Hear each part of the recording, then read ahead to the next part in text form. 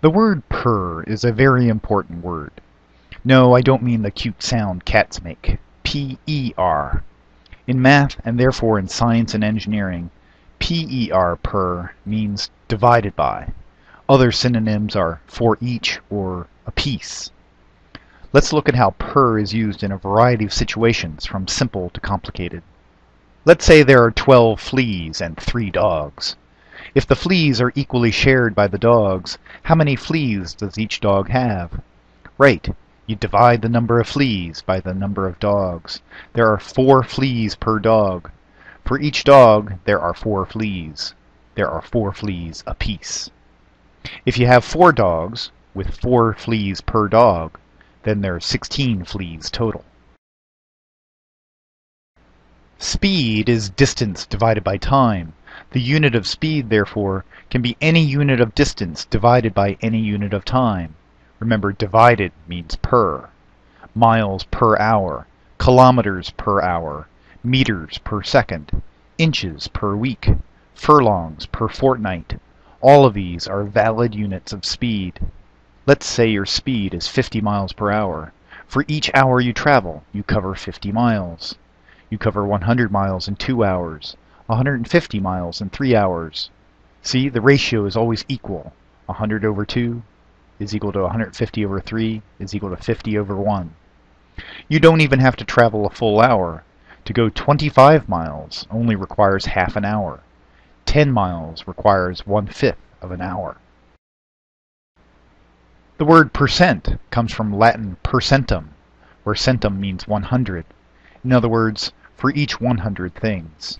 Here we have 100 smiley faces. If 8 of them are red, then 8% are red. If I have 200 smiley faces and 8% are red, then there are 16 red smileys. 8 for each group of 100, but I have 2 groups of 100, so there are 16 total. Parts per million is the same idea, only instead of 100, it's how many things for each 1 million things. 8 parts per million is a much smaller fraction than 8 per 100.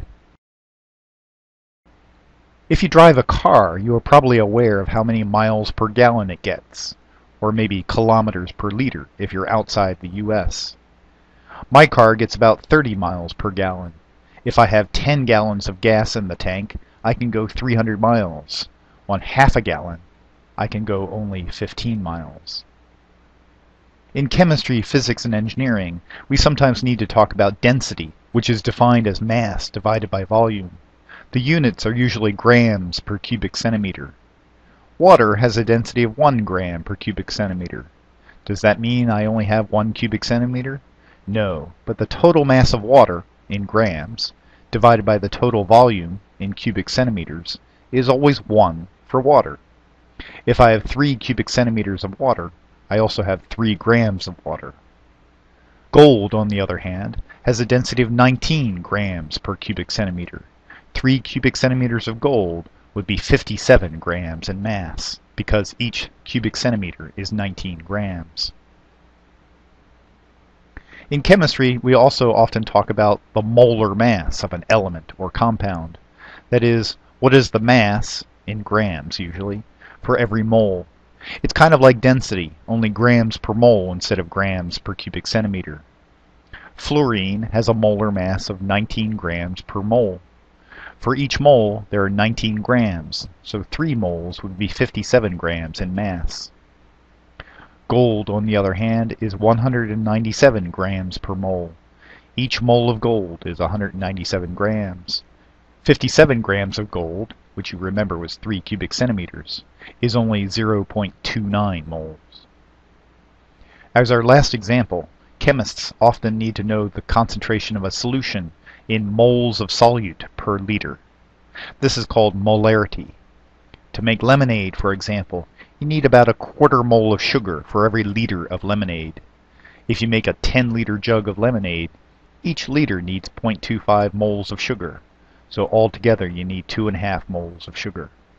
A single glass of lemonade, which is only about 200 milliliters or 1/5 of a liter, has only 0.25 moles per liter times 0.2 liters or 0.05 moles of sugar.